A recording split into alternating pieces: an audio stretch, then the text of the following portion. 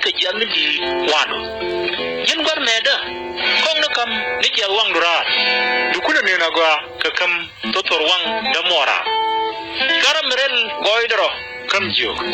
digar yen ro ye ka kor ka chware dang nukun to go yor nyam kondori diga ka dan ka chukien siege ka baja kam ye gore ka biya ye jek dange si ka baja lebi karam chi si kam keje karam gor jegeje karam dong lep keje kate karan reidun muci ga da je ti ke pampa ka beje tupa kie mitie je nere ka beje moito ka ye nei di je menga yen wo ya ga kun ka mucu go jinindi tin bu gurun internal ka kam nei tin tie ge kanen nei tin kong ka men guru wo balat ke ji ko wo ajen min tare ngon ni mose ka ne rwai ni go we are ka togen chiu ko togen nang nas rur jawni dide ka du benang na tit kyake ka wanai tung wan ka je ko togen nang na te ka chiwe ka du bume ka je ga nei to nyagaro ko go chu gwai kinde ka ye a chara mo ka twa roma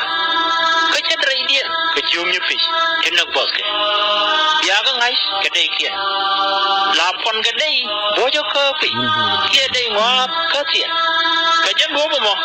jen du go kwer ga dei du go ka jan mi je pi ra dei di je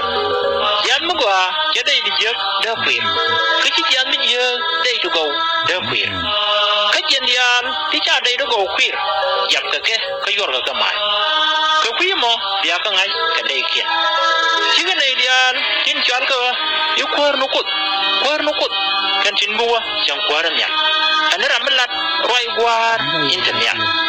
an chang mo bi nei di nyin wan ba jogu kwar kan ko roi no go kalat ke chodu ko to ko kulti jegra ke chodu kalat ko net tu bom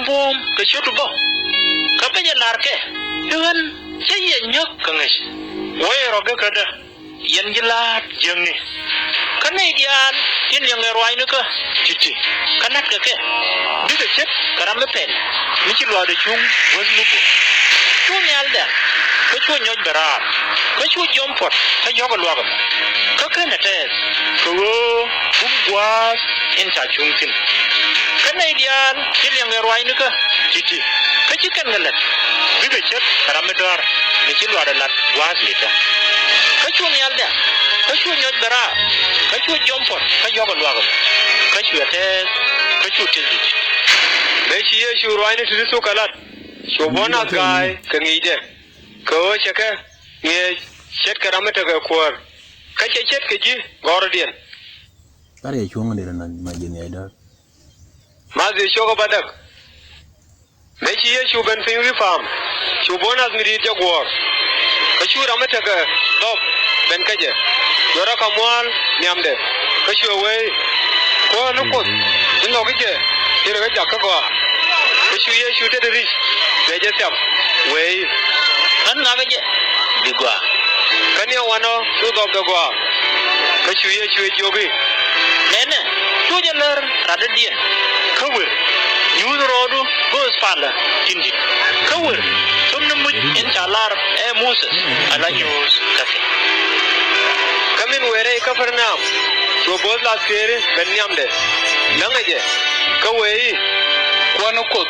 ran la da nonga poinde chang ka joi me be jalong ka chwe jogi an baje ben jaka go ka chu boz la kere je loji kwano ko chiga na ramago en go dirben duela kalar nirit kabran la da shuga ka wogan ta ka kwar mugwara ka ta ka la kere to gorka kami joga kel iwir jalawe kami joga min dadien ibir jalabi kami joga painda ilane nana la la de be shi shu jalin shu ga long ka shu ya lar nei tin gor ga jei apuch Allah ra jei amana ra Israel kan ngas midi mechet ka meme medjek Allah ra jei binai tun wan bin ka kancang kana konchang kabi Miskael ke Abraham kana Isaac ke Jacob rechen kwarnya kabagat kwara yore mosrar en wini bina seglul kana moslesh kachu Yesu kwala keri jogi wer bajal natkaji chet kamin singas kachu anala de jaga gwa kajan tagamo kame Yesu shudel Peter chomandu Peter nen tojo se law chwete de tap kachu law de jen kachu ara jen kala de Yesu eka kajan tiangamo kajan nong nei tungwan ti jakap ayei ti jap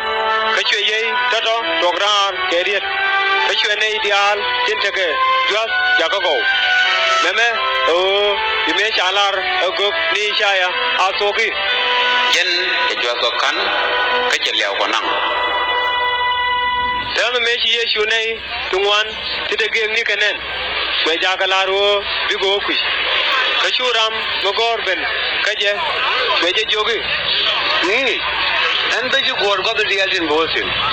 kachu Yesu je jogi wani taga ka wot katati nyal kebir kagaran kelo gwas menelo widisi kachu ran ko ara ke je jogi or no ko akana gwar wokon kachu Yesu je jogi buru ani nei tin chiliu onne ni kian chiliu kamen Yesu ore murka